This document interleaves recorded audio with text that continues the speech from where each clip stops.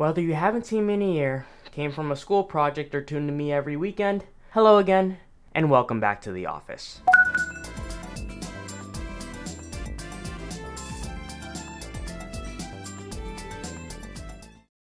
Dark fantasy. It's like normal fantasy, but... Okay, what the flip? In a series of this genre, you'll typically find protagonists living in a magical world full of intrigue, mystery, and monsters. However, the problem is that those monsters are usually horrors beyond your comprehension. Anything could be a trap that kills you at one wrong turn, and you have absolutely nothing besides a kitchen knife, a hopefully intact soul, and the indomitable human spirit because the author genuinely fucking hates you.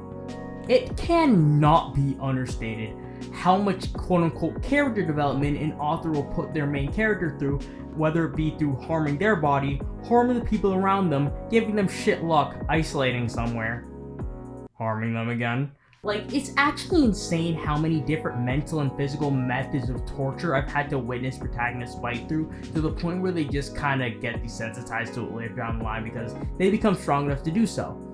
But that just means that the threats have to become more extreme in comparison.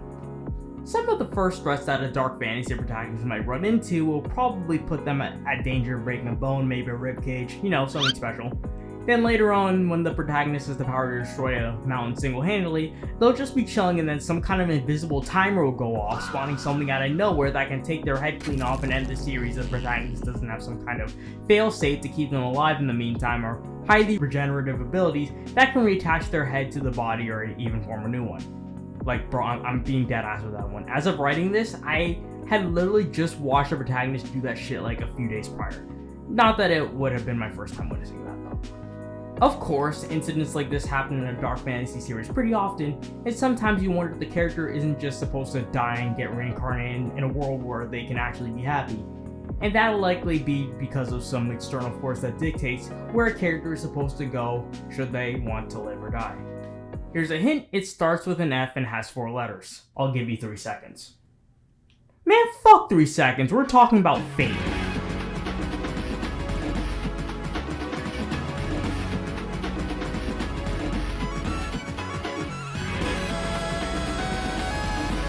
Fate is basically the author's way of intervening in a story and steering the characters away from absolute ruin after they already set them up to fail in the first place. Bro, why the fuck did I write that in the script? I'm not saying that. Characters in a series where fate is present in the narrative will probably acknowledge its existence, directly manipulate it, or even try to fight against it. This is a name you'll hear a lot, and no, it isn't anything crazy, okay? We ready? Shadow Slay. Oh, come on, I thought we were more mentally prepared for this. I even gave you a warning!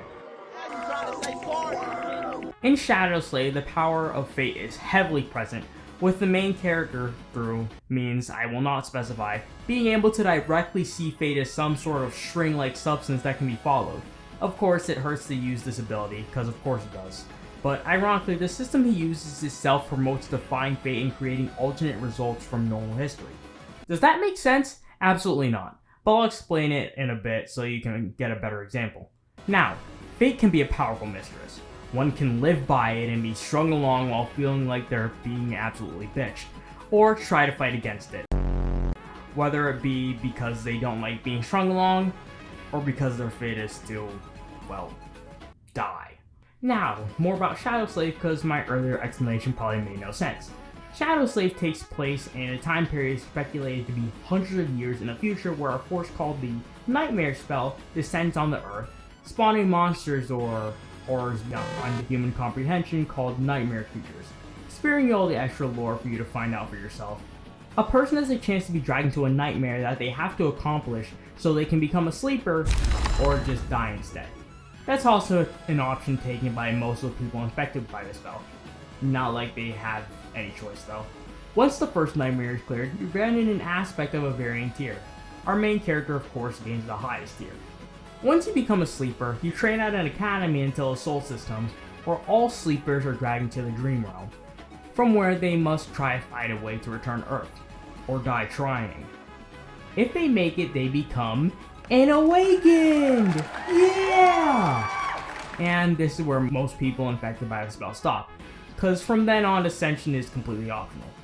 For the quote-unquote fools who dare to dream, you can go to the dream world and enter a nightmare seed in order to ascend to the next level. These seeds come in different categories and typically entail the historical events of whatever place in the dream realm the seed sprouted in. A category 2 seed brings an awakened to the level of a master, and a category 3 seed brings an awakened or master to the level of a saint. I'm not legally qualified to discuss this topic further. Once any of these are completed, the awakened is given a grade depending on how much the solution for the nightmare they came up with deviates from the original story, or the fated outcome, if you will. It forces the awakened to think about what the fated outcome could really be, whether or not they want to change it, and if they do, how. Another part of a dark fantasy that's present in this series is some form of corrupt authority, with the true authority in the world of Shadowslave being the sovereigns and the clans they lead. Clans Valor, Song, and Night. As far as I know, the dudes in Night are chillin', don't give a fuck about power struggles. But Valor and Song, they couldn't give half of a shit about the rest of humanity and treat them like collateral damage in their power struggles. They'll even suppress individual awakened from reaching the level of a saint so that they can maintain a stranglehold on their power. The reasons for this I will also not elaborate on. Read the goddamn novel. As I stated, corrupt authority is a common theme in dark fantasy series. It's even present in more, you could say, positive dark fantasy stories, which I say lightly because it's ultimately a dark fantasy story. Yeah, I'm talking about. You see, I say this one is positive mainly because the story takes place in a game that the MC beat, and well, bro is surrounded by girls. So much so that he pisses me and the entire base of novel readers off, and trust me, you webtoon readers are soon to follow. Anyway, that's really kind of it for positivity. Living in the role still sucks. The main profession of the main character, and most without any qualifications, is to be an explorer, gaining materials that you can sell for gold, which you can use to pay off a monthly tax. Or if you don't, you get executed in the town square. Again, corrupt authority. Of course, you could also just die in a dungeon. The game that the MC played was so hard that it effectively game-kept all other Koreans from beating the original game. This obviously transfers to the world the game is based on, where an explorer has to deal with ridiculously vile monsters that can kill you at any turn, random traps that can completely inhibit your ability to function, essentially signing you to your death. This happens in the MC in like chapters 2 or 3. And one of the worst possible threats. Other explorers. I don't know. Whatever reason they have to kill you will vary from explorer to explorer, but dealing with a monster whose movements can be predicted with game knowledge is one thing. Dealing with a person who can think tactically and whose abilities you have no idea about is another. As a barbarian, which is a demi-human race, a lot of people want the MC dead. So we run into situations where the MC has to act like an absolute dumbass so he can draw in people who want to kill him and then bash their skull in. This happens too often, but it's entertaining to see the MC acting an actual barbarian, so Once again, this is a dark fantasy, and time again, fate draws the MC into situations where he could very likely die if he weren't smiled upon by the gods. We've had to endure some absolute bullshit because of it, but he'll reach a state of near death pretty often. He'll straight up pass out and enter his death saves, or at the very least, he'll feel enough pain to make him wish he was dead. Like, even potions hurt. Oh yeah, another great way to tell if you're reading a dark fantasy is if the characters feel some sort of scalding pain whenever they're under the influence of a potion, healing item, or strength boosting item. The main character of Shadowslave could tell you a lot about that. I haven't gone much into the horrors beyond human comprehension, so I'll just call back to our old friend, Berserk. Berserk is Kentaro Miura's masterpiece, and was essentially one of the series to define the dark fantasy genre, with the characters living in absolute suffering, especially Guts, and these absolutely revolting designs that Miura put from pen to paper. If you've been in the anime community, you probably know what the Eclipse is. Griffith starts it, sacrifices all his friends, summons a bunch of demons called apostles, and becomes a godly figure. But when you're going from page to page looking at all these fucking creatures, you gotta fight the urge to throw up. Apostles usually start off normal and human looking, but then they have a proper form where they can branch from humanoid to a fucking monstrosity. We have more normal ones like Zod, who is more humanoid, but can turn into a big furry cuddly creature. Aww. Or Rosine, who... fuck! And then we have... Okay, I'll just give you a warning. This, equine creature that I'm about to show is actually vile. So yeah, just go to this timestamp. Anyway, here's a fucking raid horse. I'm pretty sure this isn't even a demon. It's just a ghoul that really liked what he saw. Like, yeah, listen. I think Farnese is pretty too. Looks great with her hair down.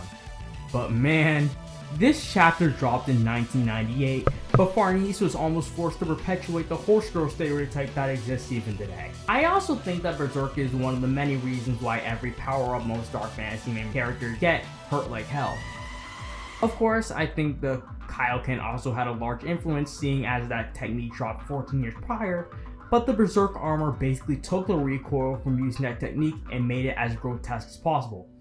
Here, I think the wiki will find it best. The primary function of the Berserker armor is to suppress the physiological and subconscious systems of the human body, which would normally prevent the person from exerting enough force to injure themselves. The wearer can still feel pain as a sensation, but the mind does not interpret the pain as being a problem, allowing it to simply be ignored. The armor also temporarily repairs debilitating injuries in the heat of battle. For instance, a broken arm will be pieced together by the armor injecting thin spines from itself into the broken bones, returning them into the proper places and restoring the limb's functionality. What the fuck, bro? I mean, I get it. With great power comes great responsibility. It's just that the responsibility falls on your heart, body, and mind and soul not to break at any moment.